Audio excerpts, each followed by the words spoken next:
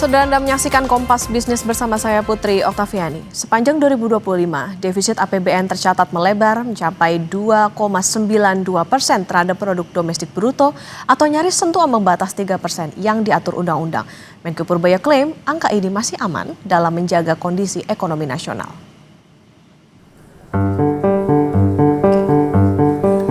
Menteri Keuangan Purbaya Yudi Sadewa melaporkan APBN di awal tahun 2026. Purbaya bilang realisasi sementara APBN 2025 defisit anggaran mencapai 2,92% terhadap produk domestik bruto atau setara 695,1 triliun rupiah.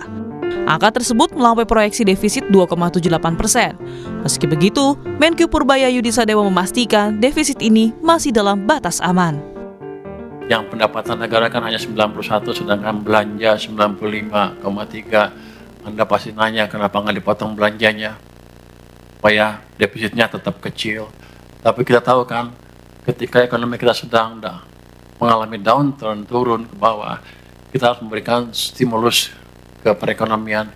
Ini wujud dari komitmen pemerintah untuk menjaga ekonomi tetap tumbuh secara berkesinambungan tanpa membahayakan APBN. Walaupun defisitnya membesar ke 695,1 triliun, itu lebih tinggi dibanding APBN yang sebesar 606,2. Tapi kita tetap jaga, pastikan bahwa defisitnya tidak di atas 3%. Defisitnya memang naik ke 2,92% dari rencana awal 2,53%. Ini tadi dengan misi untuk menjaga ekonomi tetap bisa berekspansi di tengah tekanan global yang tinggi. Penerimaan pajak neto juga turun menjadi 1.917,6 triliun rupiah. Kementerian Keuangan bilang penurunan penerimaan pajak neto disebabkan kombinasi faktor moderasi harga komoditas, peningkatan restitusi akibat relaksasi dan percepatan pemeriksaan, serta kebijakan fiskal yang ditujukan untuk menjaga daya beli dan keberlanjutan usaha masyarakat. Sementara, ekonom Jayan Faroreski bilang, jika angka defisit APBN mendekati angka 3% dari PDB, akan berdampak pada investasi di Indonesia. Apa yang terjadi kalau ternyata Mankyu kita mengutak-atik ini mepet di 3% sih Pak? Ya, itu kan menandakan bahwa memang kapasitas fiskal kita sangat-sangat terbatas, tapi di sisi yang lain juga pemerintah nggak mau ngerem spending yang mereka pengen lakukan. Nah, implikasinya apa? Pasti nanti investor misalnya ya, credit rating akan melihat bahwa kalau pemerintah Indonesia issuing government bond, itu mereka nggak punya keyakinan yang tinggi bahwa kita mampu membayar prinsipalnya. Masalah dan juga, default. Betul. Jadi ini pasti akan memberikan semacam ketakutan, worry yang muncul bagi para investor yang pengen misalnya chip in ke Indonesia, pengen misalnya beli government bond dan sebagainya. Once keyakinan itu hilang, itu akan sangat mahal biayanya. Karena membangun keyakinan itu kan nggak mudah ya, butuh waktu dan waktunya nggak sebentar. Tapi menghilangkan trust itu hanya butuh waktu yang sangat cepat gitu. Nah, kita berharap, semua orang berharap bahwa rule ini masih bisa dijaga dengan baik, karena kalau nggak, ya akan sangat mahal biayanya buat perekonomian kita. Sebagai perbandingan, defisit APBN pada 2024 tercatat 2,3% terhadap PDB. Meski melebar pada 2025, Purbaya optimistis defisit dapat ditekan pada tahun 2026 seiring membaiknya fundamental ekonomi Indonesia. Putri Oktaviani, Riki Sultana, Kompas TV. Saudara, hingga akhir Desember 2025, defisit APBN tercatat 695,1 triliun rupiah atau 2,92% dari PDB. Angka ini nyaris menyentuh batas atas 3% dari undang-undang. Apa saja dampak dari pelebaran defisit ini? Kita akan bahas bersama dengan ekonom Universitas Paramadina Wijayanto Samirin. Selamat pagi Pak Wijayanto. Selamat pagi, Mbak Putri. Pak Wijayanto, ini angkanya nyaris sentuh 3%, tipis banget 2,92. Apa sih sebetulnya dampak pelebaran defisit terhadap belanja negara 2026? Apakah efisiensi anggarannya nanti bisa jadi semakin lebih ketat? Ya, ini menunjukkan indikasi bahwa APBN itu makin mempunyai fleksibilitas yang terbatas untuk ikut mendorong pertumbuhan ekonomi. apalagi ketika diharapkan untuk bisa menjadi motor pada saat ekonomi mengalami downturn. Saya sepakat dengan pendapat Mas Jahen dari UI tadi. Ini juga mengindikasikan bahwa risiko fiskal kita itu mulai meningkat. Dan dampaknya ya appetite investor untuk membeli surat utang kita. Kita jangan berbicara ketika situasi geopolitik global sedang relatif stabil seperti sekarang, sehingga minat untuk membeli masih ada. Kita harus membayangkan ketika dinamika dunia itu kemudian meningkat, sehingga investor tentunya hanya akan membeli surat-surat utang yang berkualitas, dan sangat dikhawatirkan surat-surat utang kita tidak akan menjadi pilihan. Mbak Putri, kalau kita lihat datanya ya, 2,92% itu adalah defisit APBN tertinggi dalam 25 terakhir. Kecuali pada saat COVID. COVID memang kita kecualikan. Jadi ini merupakan sinyal di mana pemerintah harus mendorong menegakkan disiplin fiskal dengan lebih baik. Tadi Mbak Putri menyebutkan apakah perlu lebih diefisienkan lagi. Jadi begini, efisiensi itu tidak akan terlalu berdampak karena dalam spending APBN itu ada spending luar biasa besar yang ini memaksa ya defisit melebar seperti MBG. Kemudian nanti kalau ada program-program prioritas lain termasuk koperasi desa merah putih dan lain sebagainya. Jadi efisiensi saja tidak cukup Mbak Putri, tetapi perlu disusun profil APBN yang baru. Pemerintah harus secara terbuka mau mereview program-program mana saja yang layak untuk dipertahankan, mana yang layak untuk dikurangi, disesuaikan dengan kondisi fiskal. Oke, jadi memang harus utak-atik soal bagaimana program prioritas, karena itu tadi catatannya adalah ini tertinggi selama 25 tahun terakhir. Nah, Pak Wijayanto, tapi begini, benar nggak kalau dikatakan oleh Menkyu Purbaya defisit ini masih dalam batas aman? Karena klaimnya seperti itu. Jadi masih dalam batas aman, sama saja kita lulus ujian tapi angkanya minim. Ini kan mengindikasikan masalah gitu ya. Jadi ya 2,92% itu betul-betul dekat dengan 3%. Yang lebih mengkhawatirkan Mbak Putri sebenarnya bukan angka saat ini, tapi tren dari tahun ke tahun yang makin memburuk, dan kita lihat di tahun 2026 juga belum tentu akan membaik. Karena permasalahan yang kita hadapi adalah permasalahan struktural, bukan saja permasalahan yang sifatnya insidental.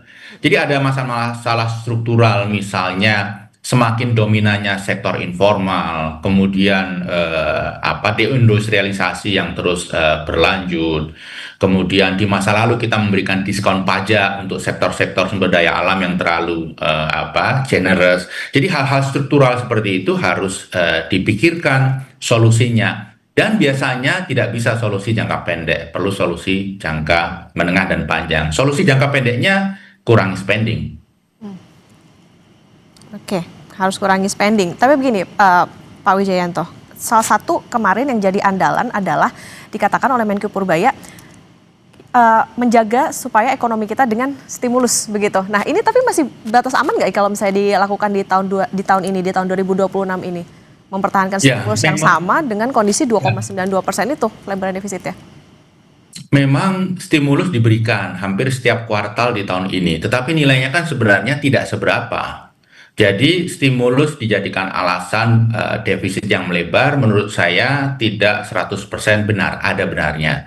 Tetapi memang ada perlambatan dari sisi penerimaan. Yang kedua juga ada spending besar yang muncul. Dan begini, MBG tahun 2025 itu baru 71 triliun.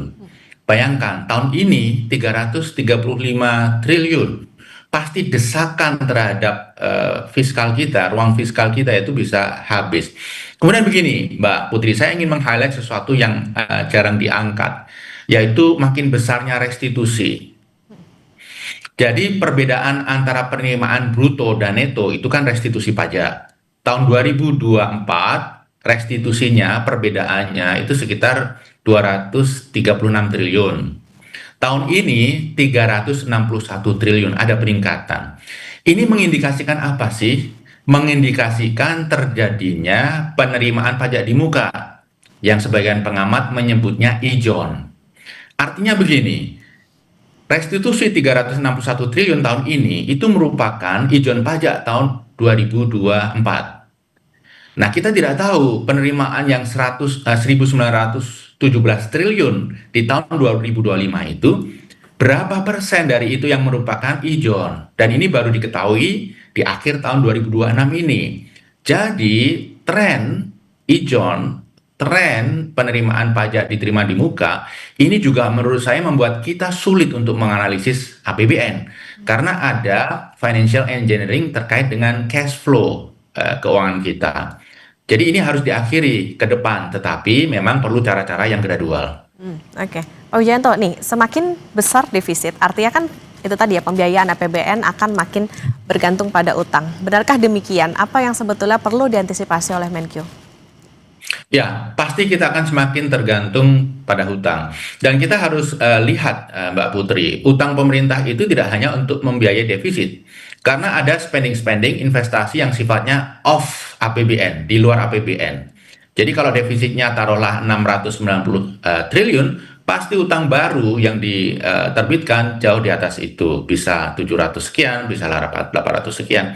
Padahal situasi kita saat ini, Mbak Putri, utang sudah sedemikian tinggi, bukan dari sisi debt to GDP ratio, tapi misalnya parameter lain, pembayaran bunga kita tahun ini, tahun 2026, itu kira-kira merepresentasikan 20% penerimaan negara. Jadi 20% penerimaan negara untuk membayar bunga.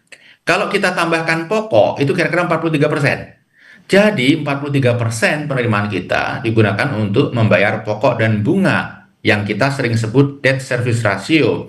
Nah, seharusnya debt service ratio ini dijadikan parameter yang penting, parameter utama. Sayangnya selama ini sering ditinggalkan, lebih fokus kepada debt to GDP ratio, yang bagi kita itu bukan parameter yang paling kritikal. Yang kritikal adalah debt service ratio. Oke, baik. Pak Wijayanto, nanti di segmen berikutnya kita akan bahas soal bagaimana penerimaan pajak dan juga untuk menjaga daya beli masyarakat. Tetapi usai jeda, saudara, dan tetap bersama kami di Kompas Bisnis.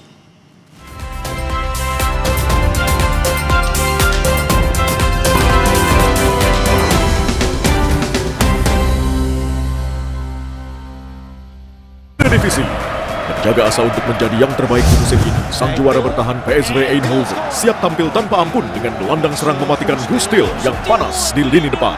Tim tamu Excelsior datang bukan untuk menyerah, harapan bertumpu pada top scorer mereka Noah Naujoks untuk mencetak gol di kandang lawan. Eredivisie, PSV Eindhoven versus Excelsior, Minggu 11 Januari pukul 1.45 dini hari, live di Kompas TV. Gurihnya creamy latte, kalau belum coba, pasti nggak nyangka. Yang belum coba, pasti nggak nyangka. Creamy latte dari kopi grade Brazil dan susu New Zealand bikin kopinya gurih, manisnya atur sendiri. Cobain deh. Iya, gurih. Penasaran kan? Coba deh, pasti nggak nyangka. Creamy latte, kopi latte, gurih. Banyak yang sudah membuktikan Aqua terasa sejuk meski tanpa didinginkan. Diproses dari air pegunungan dalam aquifer yang terlindungi, kaya akan mineral alami. Aqua, hadirkan kesejukan badan dan pikiran. Gurihnya creamy latte, kalau belum coba, pasti nggak nyangka. yang belum coba, Pasti nggak nyangka. Creamy latte dari kopi grade Brazil dan susu New Zealand bikin kopinya gurih, manisnya atur sendiri. Cobain deh. Iya, gurih. Penasaran kan? Coba deh, pasti nggak nyangka. Creamy latte, kopi latte, gurih. Sover Citrus baru. Segar. Ger. Aroma citrusnya bikin badan segar terus. Anti enak. Sover Citrus dari lemon oil. Ada hot lock sistem angetnya, tahan lama. Ger. Ini yang bikin badan gue segar terus. Sover Citrus anti enak, badan segar bugar. Ger. Wingscare. Gurihnya creamy latte, kalau belum coba, pasti nggak nyangka. Yang belum coba, Pasti nggak nyangka. Creamy Latte dari kopi grade Brazil dan susu New Zealand bikin kopinya gurih, manisnya atur sendiri. Cobain deh.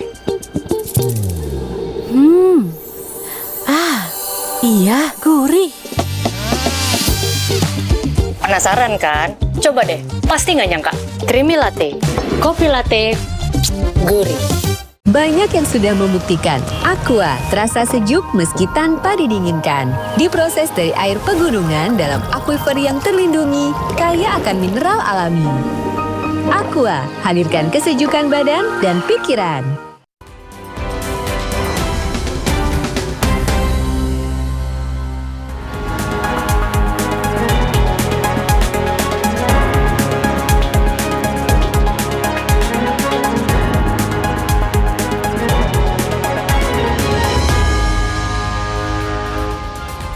Kembali di Kompas Bisnis Saudara, dan kita akan melanjutkan perbincangan bersama dengan Wijayanto Samiran, ekonom dari Universitas Paramadina. Pak Wijayanto, kita lanjutkan kembali. Pak, tadi soal bagaimana penerimaan pajak neto yang menurun, selain tadi kita juga jadi agak-agak bisa dikatakan sulit gitu untuk cari tahu ini sebetulnya penerimaan sumbernya gimana karena ada ijon pajak itu tadi. Nah, selain itu Pak, ini bisa mengonfirmasi juga nggak sih bahwa dunia usaha sama daya beli masyarakat ini juga ikut menurun? Iya, indikasinya cukup jelas ya, dari PPN yang mengalami penurunan, kemudian PPh 21 mengalami penurunan, kemudian PPh badan juga mengalami penurunan pada dibanding tahun lalu ya. Padahal dalam kondisi normal, natural growth pajak itu semestinya pertumbuhan ekonomi plus inflasi. Jadi kira-kira 5% plus 3%, jadi 8%. Nah, situasinya sekarang justru turun walaupun tipis. Ini artinya indikasi yang tadi Mbak Putri sampaikan benar adanya. Jadi ada perlambatan daya beli. Indikator yang lain, fakta di lapangan, Mbak Putri, Nataru kemarin lebih sepi dari Nataru tahun lalu. Nataru 2025 lebih sepi dari Nataru 2024. Lebaran tahun 2025 juga lebih sepi dari Lebaran tahun 2024. Jadi fakta di lapangan dan juga data-data fiskal itu sinergi mengindikasikan adanya pelemahan daya beli.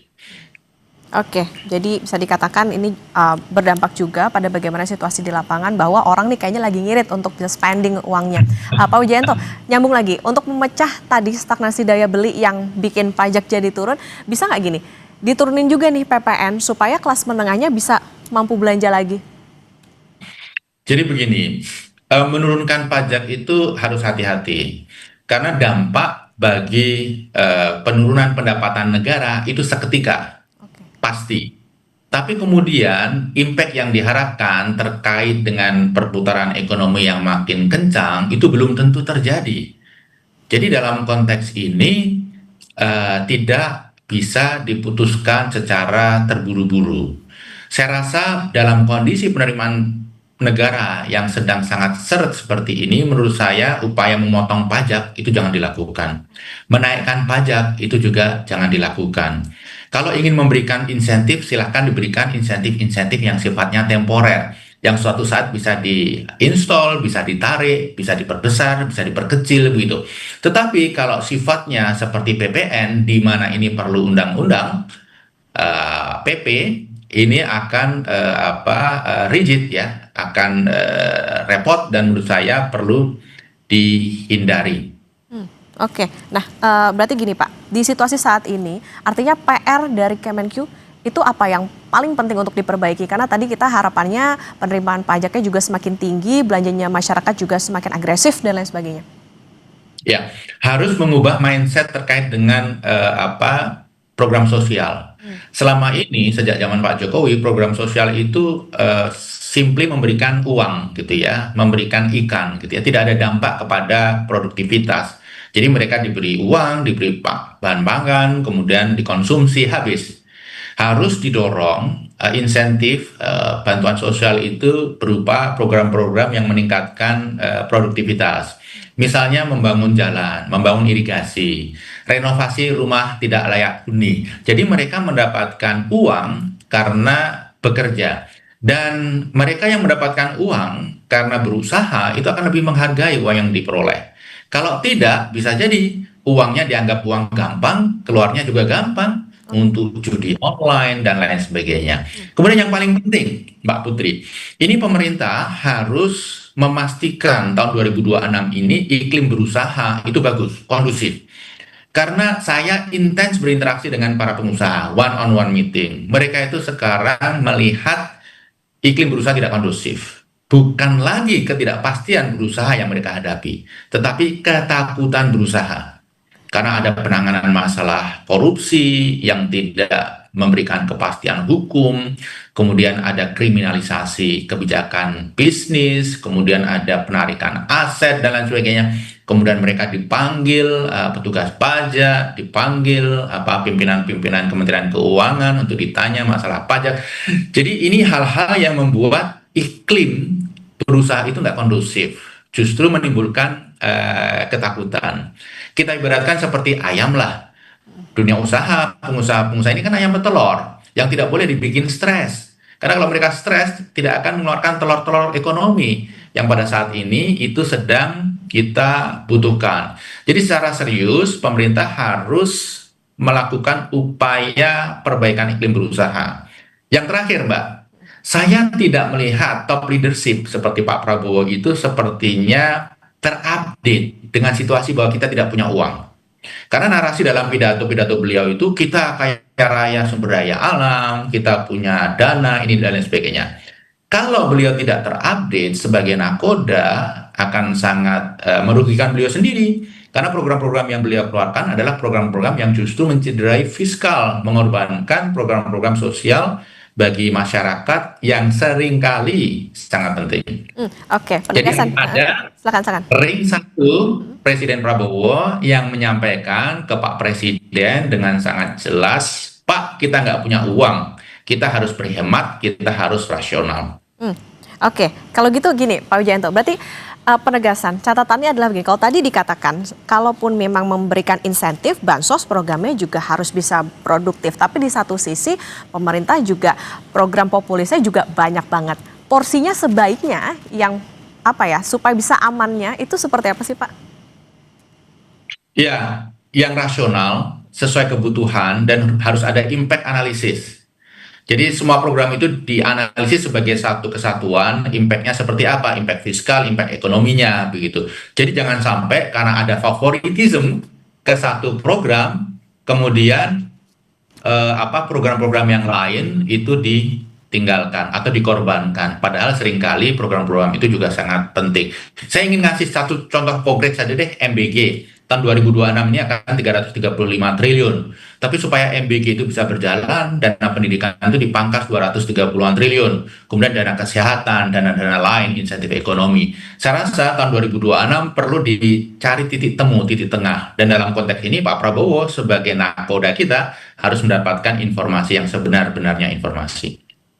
Oke. Nah, Pak Wijayanto, jadi gimana proyeksi defisit tahun ini dan penerimaan pajak tahun ini, mengingatkan juga klaimnya Cortex dikatakan terus diperbaiki? Ya, Cortex itu tools, tetapi permasalahan kita kan struktural, gitu ya. Cortex akan membantu, tetapi improvement struktural itu juga harus dilakukan. Dugaan saya tahun 2026 akan sedikit lebih baik daripada tahun 2025, tetapi kita masih belum bisa merasa secure gitu ya secara fiskal, masih membuat deg-degan walaupun trennya sedikit lebih baik. Oke, artinya ini menjadi PR juga bagi pemerintah soal tadi bagaimana memberikan rasa aman tidak hanya bagi masyarakat tapi juga dunia usaha, dan tadi juga bagaimana belanja utak-atiknya, alokasi dananya. Tadi kalau misalnya dikatakan untuk insentif maka harus bisa dikatakan yang produktif begitu, itu juga bisa jadi pertimbangan selain juga tentunya untuk menjalankan program-program yang populis. Terima kasih Ekonom Universitas Paramadina Pak Wijayanto Samrin sudah bersama di Kompas Bisnis. Sehat selalu.